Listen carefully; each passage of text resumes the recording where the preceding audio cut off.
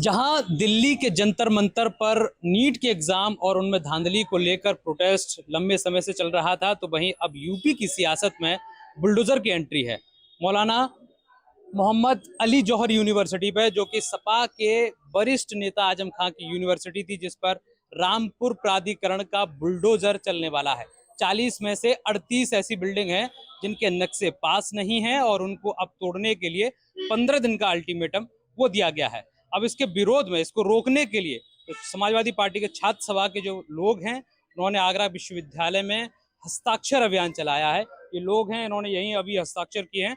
तमाम जो छात्र सभा के जो लोग हैं, जो नेता हैं, वो हमारे साथ हैं। एक एक करके इनसे बात करेंगे और जानेंगे कि क्या सियासत में बुलडोजर एंट्री एक बार फिर से हुई है, तो इसके अब सियासी जो मायने हैं वो क्या है। मुझे बताइए कि मौलाना यूनिवर्सिटी को, जौहरी यूनिवर्सिटी को तोड़ा जा रहा है, उसमें बताया गया कि 15 दिनों का समय दिया गया है।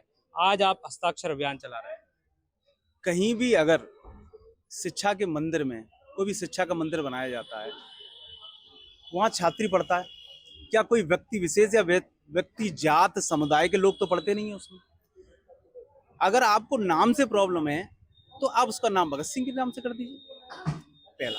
दूसरा, अगर हम आगरा में कहीं भी एक मकान बनाने जाते हैं 200 गज का, तो उसकी 3 बार एडीए से रिपोर्ट आती है कि आपने नक्शा पास कराया या नहीं कराया। तो आप सोचिए, इतनी बड़ी यूनिवर्सिटी का जब स्थापना हुई होगी, क्या उसका नक्शा पास नहीं होगा। तो वही रामपुर प्राधिकरण अब सवाल भी खड़े कर रहा है कि भाई इनमें से जो 38 जो बिल्डिंग बनी है वो तो बिल्कुल नक्शे पास ही नहीं, उनका अवैध है बिल्कुल। आप 40 के नक्शे कैसे पास, जब 40 में से 38 के पास हुए हो, तो क्या दो का कैसे पास हो गया। आप दो को भी तोड़िए। दो पे सवाल कैसे उठा, दो उसको क्यों छोड़ रहे हैं फिर। आप सोचिए, जो जिस यूनिवर्सिटी का कोई स्थापना कर रहा है, क्या वो दो बिल्डिंगों को छोड़ के सबके नक्शे छोड़ देगा। दो के पास कराएगा और सबको छोड़ देगा। कोई भी अगर मकान ही बनाता है तो पूरे मकान का नक्शा पास कराता है।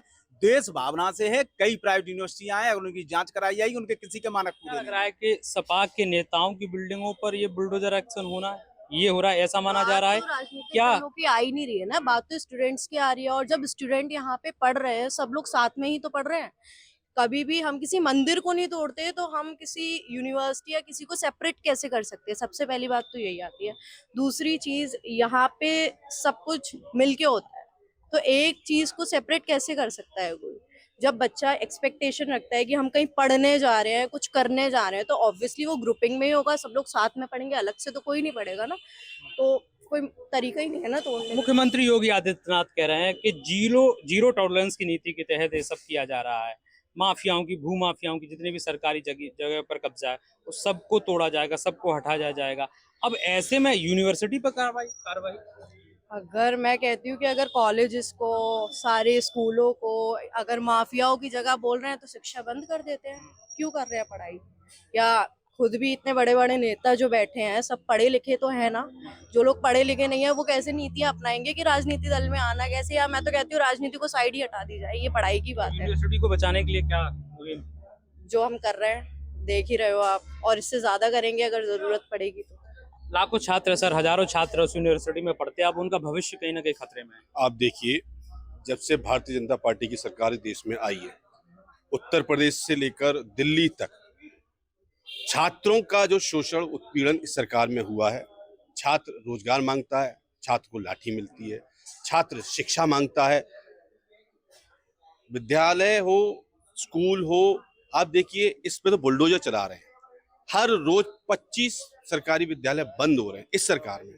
आप देखिए, लाखों की तादाद में, आप पत्रकार हैं, आप रिकॉर्ड निकालेंगे, लाखों की तादाद में उत्तर प्रदेश में प्राइमरी विद्यालय बंद कर दिए गए। इस सरकार का छात्रों के प्रति, युवाओं के प्रति जो द्वेष भावना है, पढ़ेगा इंडिया तब सवाल करेगा इंडिया, इसलिए अंधभक्त रहेगा। नहीं पढ़ेगा तो अंधभक्त रहेगा इंडिया। अंधभक्तों की फौज तैयार करने के लिए स्कूलों को बंद किया जा रहा है, कॉलेजों को बंद किया जा रहा है, यूनिवर्सिटियों पे बुलडोजर चलाए जा रहे हैं। आप जंतर मंतर पे देखिए, उन बच्चों की, उन छात्रों का क्या क्या गुनाह था कि उन पे सरकार का इसके पीछे क्या एक नीति हो सकती है, क्या मैसेज हो सकता है, या फिर द्वेष भावना है? क्या लग रहा है आपके नाम से दिक्कत है, या फिर आजम खां की यूनिवर्सिटी इसलिए दिक्कत है? अगर आपको नाम से दिक्कत है, आप तो नाम बदलने में माहिर हैं। आप भगत सिंह कर दीजिए, चंद्रशेखर आजाद कर दीजिए, आप नाम कोई भी दीजिए, पर एक विद्यालय को, एक यूनिवर्सिटी को, एक मंदिर को तोड़ने का जो घोर पाप आप कर रहे हैं, अपनी द्वेष भावना के चलते इन विश्वविद्यालयों में हिंदू भी पढ़ेगा, मुस्लिम भी पढ़ेगा, सिख भी पढ़ेगा, ईसाई भी पढ़ेगा, गरीब भी पढ़ेगा, अमीर भी पढ़ेगा, दलित भी पढ़ेगा, ब्राह्मण भी पढ़ेगा, वाल्मीकि भी पढ़ेगा। ये मंदिर है, इस मंदिर में आने से आप छात्रों को रोक नहीं सकते। अगर आप रोकेंगे तो यही युवा आपसे सवाल करेगा और पूछेगा। युवा सवाल करें, युवा भी हमारे साथ है। मुझे बताइए, जिस तरीके से जौहर यूनिवर्सिटी को तोड़ने के लिए अब 15 दिन का अल्टीमेटम दे दिया गया, छात्र हैं, आप भी छात्र पढ़ाई करते होंगे, अब उसमें जो कॉलेज में पढ़ने वाले छात्र, उनका भविष्य पर सवाल है। उनका भविष्य बहुत खराब हो रहा है इस समय। वैसे तो होना नहीं चाहिए।